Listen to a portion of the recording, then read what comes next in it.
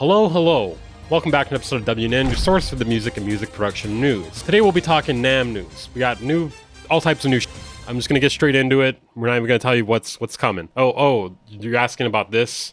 It's Acme. It's Terminal. Acoustic Audio has released a reverb plugin known as Rice. I feel like you're setting me up with this one. I feel like there's not many jokes I can make that aren't somehow racist. I will say this, I do love Rice. I love me some Rice. I'm not sure if I love this yet. Let's find out. They claim it is a groundbreaking digital reverb designed for creative sound design and intuitive mixing with a hybrid approach. One thing I'm noticing right off the bat here, there's not a lot of controls. I'm not saying you can't be creative with it, but with not a lot of controls, it doesn't seem like you can do like a whole lot different. But let's hear them out here. So it combines algorithmic and convolution-based reverbs. And it has over 100 meticulously crafted reverb algorithms, categorized by the types of spaces they emulate. Dude, they're doing it again. Rice, it's not just another reverb. Listen, I know this plugin is not like the other plugins, okay? I'm different, okay? Man, they're all using the same selling points now. No mud, no fuss, no endless plugin chains. I feel like I've heard that before somewhere. I could actually pinpoint it. I think it was an Isotope plugin. So it has two interfaces, the 3D interface and the 2D interface.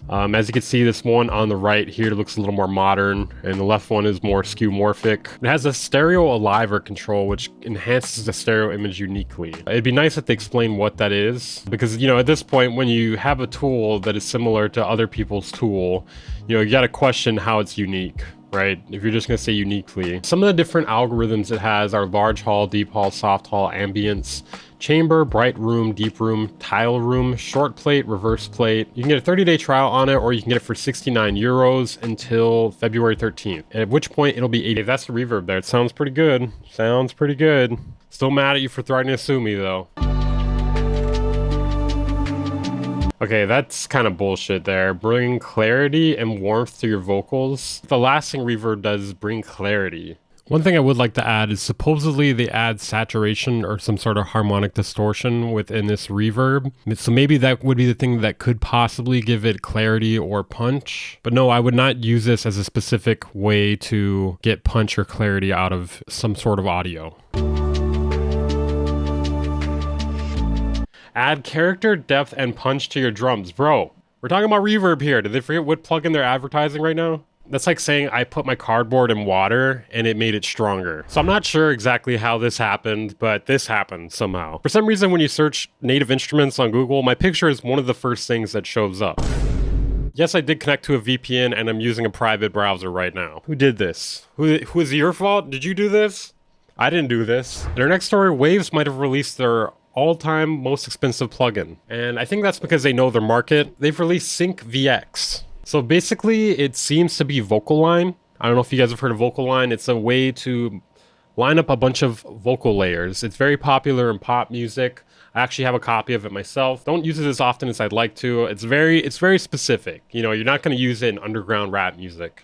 Not very often, at least. You're not going to use it in electronic music where you're using vocal chops. If it's more stable than vocal line, or if it works better than vocal line, I'm on board personally, because vocal line is powerful, but for me, it's been extremely buggy ever since I've had it. It's been one of the most buggy plugins I've ever used. Granted, what it does is fairly difficult to accomplish. For those who don't understand, when you record a bunch of vocal layers, there are going to be slight time differences. There's going to, whether it's between words or the entire vocal track. And this basically manipulates different layers to basically be perfectly in sync, or as in sync as you want them to be. Let's say you don't want them perfectly in sync, you can have it less in sync. And that's how you have pop tracks with like 50 layers on the vocals and them not sounding like complete shit. Well, granted, it's a pop track still, but obviously if you weren't using a tool like this, it would get fairly messy, fairly quick. So the price here, normally $199. It's $129 currently. Compared to vocal line, that seems priced pretty competitively. Yeah, if you get the Pro version, it's $349. So that gives you an idea of why it's basically that expensive, because normally a Waves plugin is like $50 tops. So, I mean, so far it doesn't seem like they've done anything innovative here, but at least they're not copying the same delay plugins or whatever are already on the market. They're copying at least a plugin that doesn't have many copies. They're taking a bold stance here. The new standard in vocal alignment. This better be good. Honestly, if it's not buggy, it could be the new standard in vocal alignment. I would give them that. If it's less buggy than vocal line, Take my money. Take my money. I'm just gonna skip over the loose vocal track setting. I don't know who the fuck wants to do that. We'll do the pitch matching first. So it's gonna match the pitch between two different layers. Let's listen to it bypassed first. I don't wanna work it out. Ooh, Okay, yeah, that needs some work for sure. Yeah, this is a perfect candidate here. All right, there's no way they could fuck this up. I'm pretty sure. I don't wanna work it out. Ooh, I'm just gonna dance it out. Yeah, much better, much better. Let's hear the tight vocal stack bypassed. So this is gonna be a mess, what you hear right now. I don't wanna let go what I work so hard to earn. Maybe if I run from it, it's... Now, one thing I will say, this probably took more than one click in order to fix this, I'm guessing. You know, maybe there's some extra technology behind it where it like checks the words or something to line them up better, because this sounds seriously fucked up in my opinion. Let's hear it fixed now. I don't wanna let go what I worked so hard to earn. Maybe if I run from it, it's calories I'll burn. It sounds solid. It sounds solid. This might be the best Waves plugin to date, in my opinion. Every music producer knows the struggle, hours of manual vocal editing to sync backing vocals and doubles with the lead. Yeah, honestly, if you do that, you're just being stupid. You're being stupid, okay? Like, you're just wasting your time, and, you know, obviously time is money. They claim that they've made vocal alignment more streamlined than ever. You know, Vocal Line, I feel like, had it pretty streamlined. I feel like they're probably just copying it, in my opinion, unless there's some extra technology in here. You can manage your entire vocal arrangement in one neat display for maximum control, assign multiple reference tracks, fine-tune pitch and time. Yeah, this all sounds like Vocal Line. It has ARA, so that's good.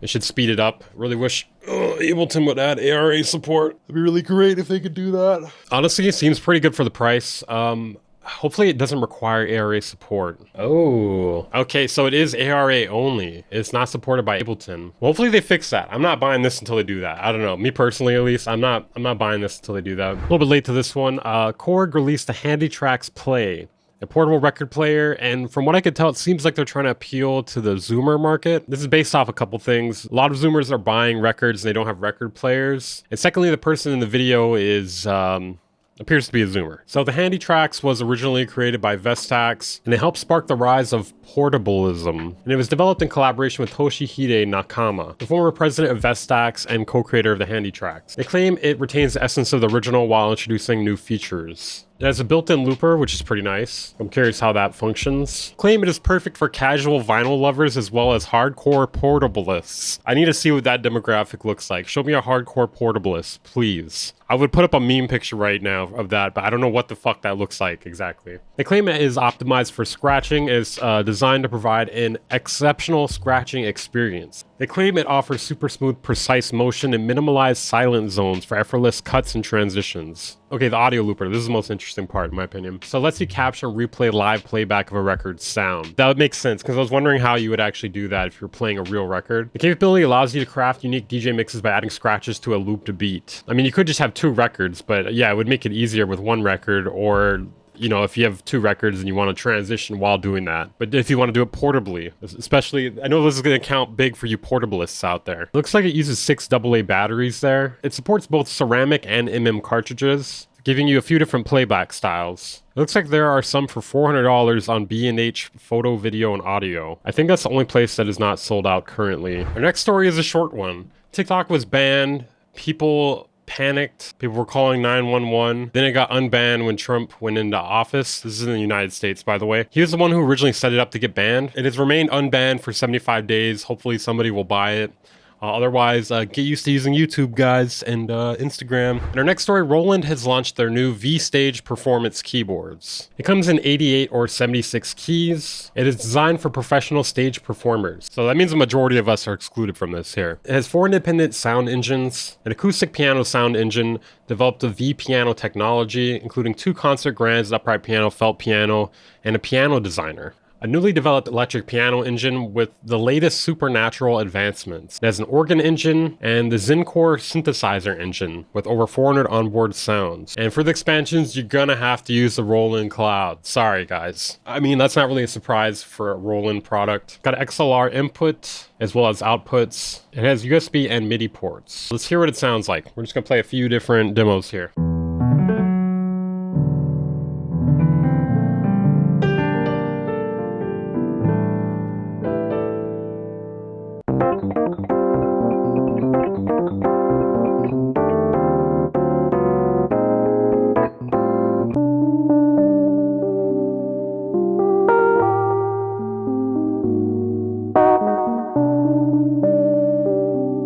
Sounds pretty beautiful. I mean, I don't know. There's nothing wrong with it, really. It's probably expensive as shit. There's no way this thing is, it's gotta be at least $1,000.